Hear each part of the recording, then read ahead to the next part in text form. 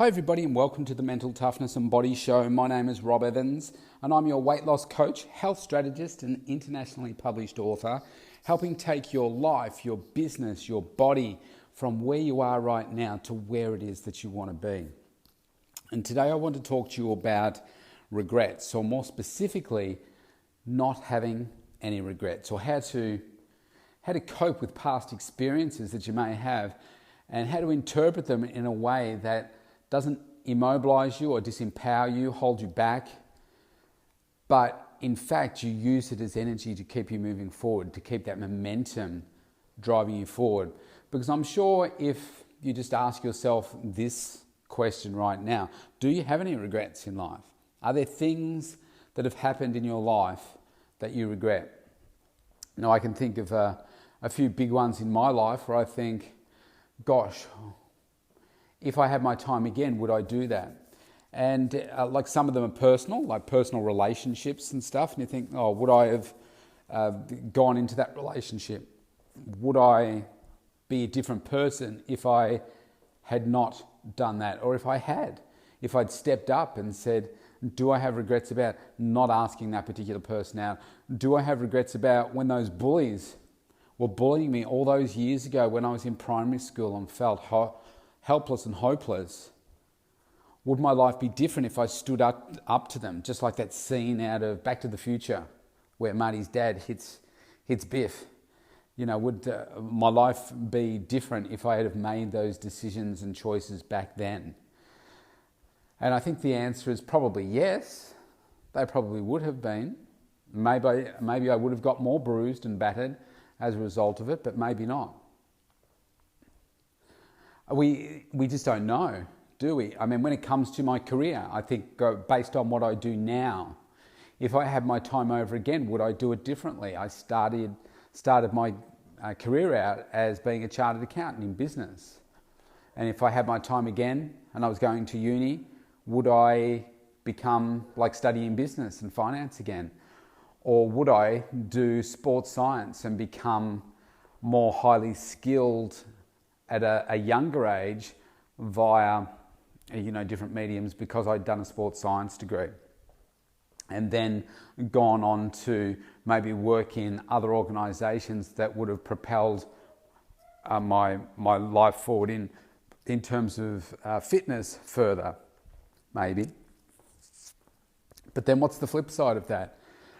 I'm the coach that I am because of the fact that I've worked in these businesses and audit, and I was from a very early age I was conditioning myself to explore what's wrong with things, explore how do I find solutions for this, improvements. From the very first day that I started working, I was coaching people because I was looking for constant improvements in things. We had to document those. Then as I progressed through corporate life, I was coaching teams of people, and I had teams of people reporting to me. And it was only by working with these amazing managers around me that I developed these coaching skills to be able to advance in my career in corporate world, and then of course bring those skills with me into my business now. Now, would those opportunities existed in a sports science workplace, if I had have gone down that path? Maybe they would have. We can't live in parallel. We're never going to know which is which. So I don't have regrets with what I've done. I don't have regrets in terms of the personal relationships that I've had, because every single thing, whether you now consider it a mistake or an error of judgment or whatever, hopefully you have learned from that. Hopefully you've seen the growth opportunity in the mistake, if we say, and you've said, well, how can I learn from this? How can I grow from this so that I don't make the same mistakes again? How can I use this opportunity as fuel to energize me to focus on the things that are now really important to me? I think every situation that's occurred to me in my life, and if you run through them very quickly like a comic strip flipping through a magazine, there are probably 5 or 6 different moments that immediately jump out to me as red flags, stop signs, where you would say, oh, let's stop here for a second. Or why did you make that decision? Why did you do that? And perhaps if I had my time over again, I would have done something different. Well, actually, I'm sure there's a couple of them where I definitely would have done something different. But at the time, you don't know, because of maybe it's your values or belief systems, or just where you are in your headspace at that particular time. You make a certain decision, but now with hindsight and knowledge and wisdom, you would have made a different choice. I mean, that's perfectly possible. But like I said, in my instance or instances, every single one, I've become a better person. I've become a more loving person. I've become a more loving, understanding, driven coach. So much of my life has changed because of the previous pain that I've made, the previous decisions that I've made. I'm not going to ever know of those decisions that I didn't make, like the bullying and stuff, and what that would have meant. But maybe that's just my path. My path was meant to be, you need to go through a whole bunch of pain first before you're going to get to the success that you really deserve. Because maybe there was an element of me that believed that success was just going to come to me, because that's how I saw everybody else that was successful, that it just seemed to be effortless for them. And why was it so hard for me? Well, I got news for you. It's hard for everybody. It doesn't come effortlessly for anyone. It's just that maybe some people make it look easy, but when you get down to the nuts and bolts of it, it's not easy for them. So that doesn't mean, what that means for me is that everything that I've had to achieve in my life has been really hard work. School was really hard work for me. I didn't enjoy school. It wasn't until I went to uni and I started to pick my subjects that I started to excel more. But I wasn't a good student. I didn't enjoy learning. So I really understand why we need to have different ways of teaching our children and adults, because we don't all learn the same way. Just like, so Paulie, I did a great interview with Paulie just less than a week ago now. And Paulie is dyslexic. And my previous partner, her son and daughter were dyslexic, and they need to learn differently. And unless you've been in that situation, you think, man, how do I do that? But where is the evidence that dyslexia doesn't stop you from being successful, doesn't stop you from being amazing, doesn't stop you from being rich if that's what you want? Richard Branson, he's dyslexic. There are many examples. Paulie, incredibly successful, dyslexic, and he's learning to read.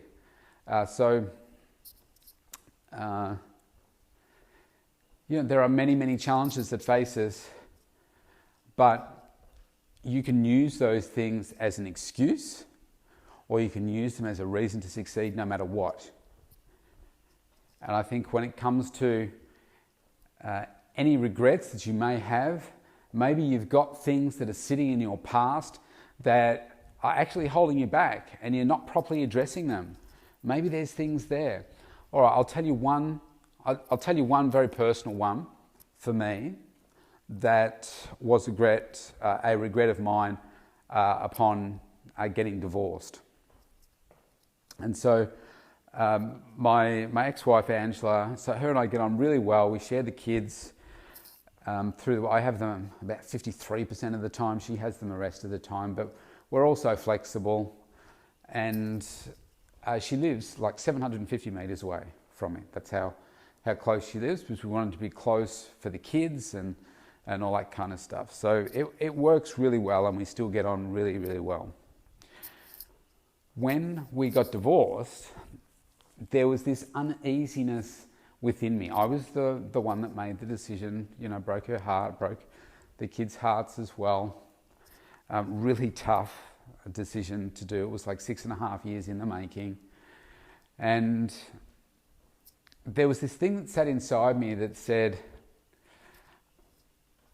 I don't think I've ever really told her how much I appreciate her as a mum and for the girls, and almost like apologised for what I had done to her life. And you can say, look, there's always two parties, but I'm just taking responsibility for my decision in saying I wanted our relationship to end.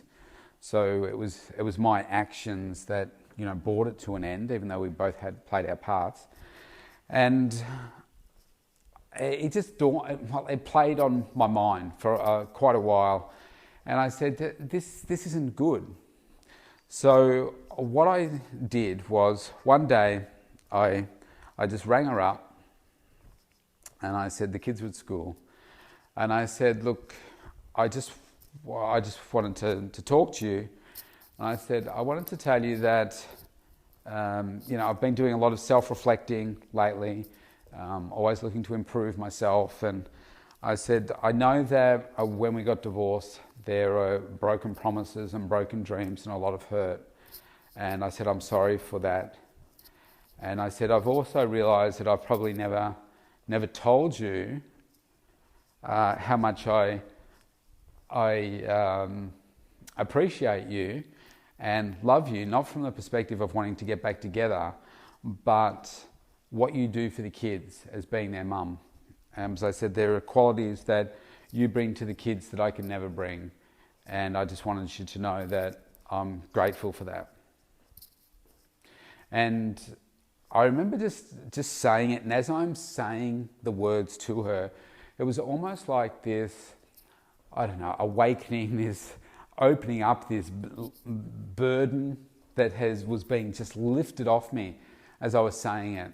Because I wasn't really sure how she would respond, because she could have responded quite nastily, and it's not like when you get divorced that you have several discussions afterwards about why this happened and everything. And we have quite a lot to do with each other because of the involvement with the kids' different events, and we're sitting next to each other at cheerleading competitions and spending big chunks of time together. So it was just something that I felt that I needed to do, and it felt really good. And she was incredibly surprised and grateful that I had told her. Because I think when we go through relationships and relationship breakups, there are a lot of broken dreams and broken promises on both sides, and there's discontent on both sides and anger and frustration on both sides as well. But we are all humans, and just because you make the decision to do something, it doesn't mean it's the right decision or the right decision for the other person. It might be right at that particular time, and there could be, could you have worked through it differently? Could you have done X, Y, Z? Now, in my case, in this instance, I believe that I did everything that I could have to achieve the outcome that I wanted for our relationship, and it didn't happen. So it was the last resort. But I think often we have regrets where we don't say the things that we really should to our partners, if they're a current partner, or to our previous partners. And I'm not suggesting that you just strike up conversations with all your exes, but maybe there's something that's sitting within you that doesn't feel quite right, and you want to resolve it, but you just haven't yet. And in some way, that's sitting, circling around in your head or your gut or something, somewhere, that is having an impact on you, that is either slowing you down, it's restricting another decision that you might make, it's holding you back in some way. Who knows? I know that this one was certainly circling my head for a long time, so therefore it must have been having an impact on my productivity and other aspects of my life as well. Now I don't even think about it. I mean, I haven't thought about, apart from telling you now, I haven't thought about that for years. It happened about 7 years ago. But it was an important step for me. So I think here's the message for today. Don't live with regrets. use those use those areas where you think this is something I should have regretted, and use it as energy to learn from it, to grow from it, see where's the opportunities from that, and also reflect on the fact that there could be situations that you need to resolve within yourself and with someone else. I mean, there are circumstances where you might just want things to be a little bit different in a particular relationship. It doesn't have to be a personal relationship, it could be a business relationship. And you just haven't had the courage to say the words. And that's what it was for me. I just was a bit gutless and had never said these things. And I'd realised that it was something that I needed to get done. I think also when it does come to your ex-partners as well, there can be this sense of you need to be enemies with them, or there's hatred, or you're never going to speak to them again.